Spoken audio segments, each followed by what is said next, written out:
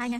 Embroidering போடும்போது என்னதான் பார்த்து செஞ்சாலும் இந்த மாதிரி சின்னதாக வந்து கிளாத் டேமேஜ் ஆகிறத நம்மளால அவாய்ட் பண்ண முடியாது. ஆனால் இந்த மாதிரி வராத அளவுக்கு நம்ம ஒர்க் பண்ணணும். அதான் ப்ரொஃபஷனல்னு சொல்லுவாங்க. நமக்கு அந்த மாதிரி வரல, பை சான்ஸ் ஆயிருச்சு அப்படின்னா பயப்படாதீங்க. இது ஈஸியாக வந்து ரெடி பண்ணலாம். இந்த மாதிரி பழைய மிஷின் ஊசி இருக்கும் இல்லைங்களா, யூஸ் பண்ண வச்சுப்போம். இல்லை புதுசு வேணாலும் எடுத்துக்கோங்க. மிஷின் ஊசி எடுத்துட்டு இந்த இடத்துல இந்த ஒயிட் லைன் வருது பார்த்தீங்களா, இது வந்து கிளாத், இந்த துணி வந்து நூல் அதிகமாக சேர்ந்த இடம்.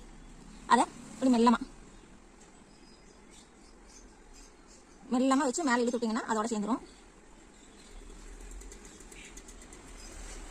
இந்த அளவுக்கு வெளிப்படையாக தெரிகிற மாதிரி இல்லாமல் ஓரளவுக்கு நம்ம ரெடி பண்ண முடியும். இருங்க செஞ்சு காமிக்கிறேன். தெரியுதுங்களா? கொஞ்சம் பொறுமையாக இந்த வேலையை செய்யணும். அவசரப்படக்கூடாது, இழுக்கக்கூடாது. அப்போ தான் வந்து இந்த ஒர்க்கை வந்து இந்த மாதிரி டேமேஜ் ஆனதே தெரியாத மாதிரி நகர்த்த முடியும். அவசரப்படாமல் பண்ணுங்க. தெரியுதுங்களா? அப்படியே இருந்தது எப்படி இருந்துச்சு, இப்போ எப்படி இருக்கு? ஓகேங்களா? கிளாத் டேமேஜ் ஆனதே தெரியாத அளவுக்கு ஆயிடுச்சுங்களா? இந்த டிப்ஸ் உங்களுக்கு உபயோகமாக இருக்கும்னு நினைக்கிறேன். அடுத்த வீடியோவில் பார்க்கலாம். பாய்.